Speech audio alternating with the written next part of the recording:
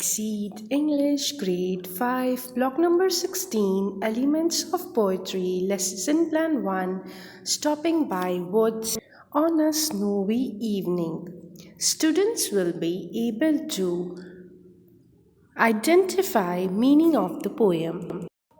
Open to the poem Stopping by Woods on a Snowy Evening.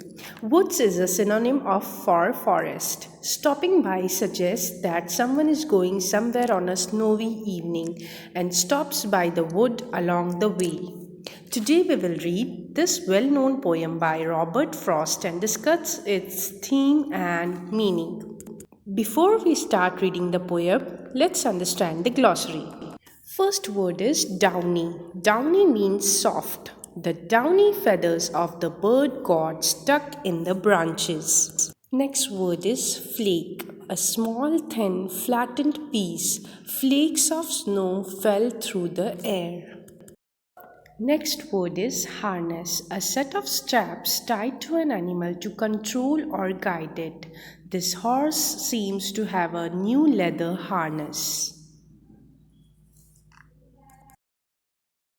Queer, strange, unusual, or not expected. The engine made a queer sound when he started the car. He knew it was time to get the car fixed. Let's start reading the poem. Whose woods these are, I think I know. His house is in the village, though he will not see me stopping here to watch his woods fill up with snow. My little horse must think it queer to stop without a farmhouse near. Between the woods and frozen lake, the darkest evening of the year, he gave his harness bells a shake to ask if there is some mistake. The only other sounds the sweep of easy wind and downy flake. The woods are lovely, dark and deep, but I have promises to keep, and miles to go before I sleep, and miles to go before I sleep. The speaker stopped somewhere away from the farmhouse. This suggests he's in the countryside. The speaker stopped to watch his woods fill up with snow. That is, he has no special reason for stopping. The owner of the woods lives in the village, and this is where the speaker thinks he probably is. The horse shakes his harness bells. The speaker thinks that the horse is probably thinking it is queer or strange that they are stopping in the woods without a farmhouse near. The darkest evening of the year suggests that it is late December. This is supported by winter details like fill up with snow and frozen lake. The promises that the speaker has to keep could be anything, but they could mean his responsibilities in life. The last paragraph tells us this. The last line is repeated to emphasize the main message of the poem. That message could be that the poet is choosing to fulfill his responsibilities instead of staying in the woods, which are lovely, dark, and deep. Students, open your worksheet volume 2 to page number 40. First, take the sentence that describes the poem, Stopping by Woods on a Snowy Evening.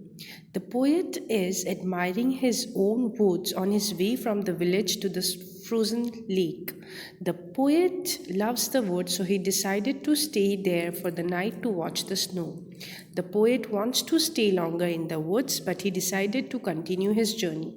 Take the third one. Identify and write the lines from the poem that describes what the poet can hear. He gave his harness bells a shake, the only other sounds the sweep of easy wind and downy flake.